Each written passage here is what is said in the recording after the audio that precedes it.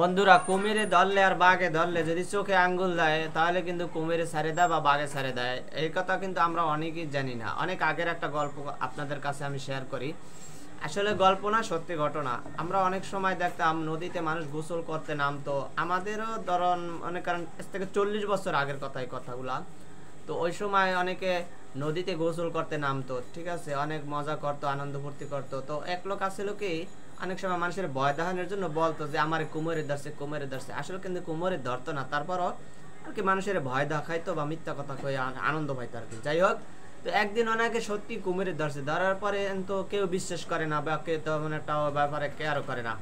তো সত্যি ওনার যখন কুমিরে ধরছে তারপরে সবাই বিশ্বাস করে না, তারপরও সবাই লাপাইয়া তরে উঠছে, উপরে উঠছে, উঠতে দেখছে না বিষয়টা আসলে সিরিয়াসলি। তারপরে ওনাকে একজন ইয়ারকি করে বললো যে তাহলে আপনি চোখে আঙ্গুল দেন। উনি করছে কি নিজের চোখে আঙ্গুল দিছে, দেখা দেখা ছাড়ে না। এখন একজন বলতেছে তাহলে নিজের চোখে আঙ্গুল দেওয়া কেন, কুমিরের চোখে আঙ্গুল দাও।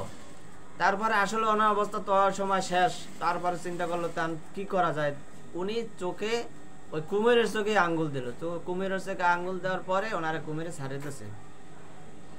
তো আসলে নিজের চোখে আঙ্গুল দিতে হবে না, দিতে হবে কুমিরের চোখে। যদি বাঘে তাকে ধরে তাহলে সাহস করে যদি কেউ বাঘের চোখে আঙ্গুল দিতেই পারেন, তো আল্লাহ রহমাতে আপনাকে বাঘ ছাড়িয়ে দেবে, ঠিক আছে।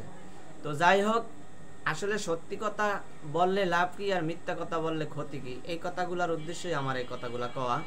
তো একটা সত্যি কথার জন্য একটা সত্যি কথাই যথেষ্ট, আর একটা মিথ্যা কথা ডাকতে কিন্তু দেখবেন 10টা মিথ্যা কথা কইতে হইবে আপনার।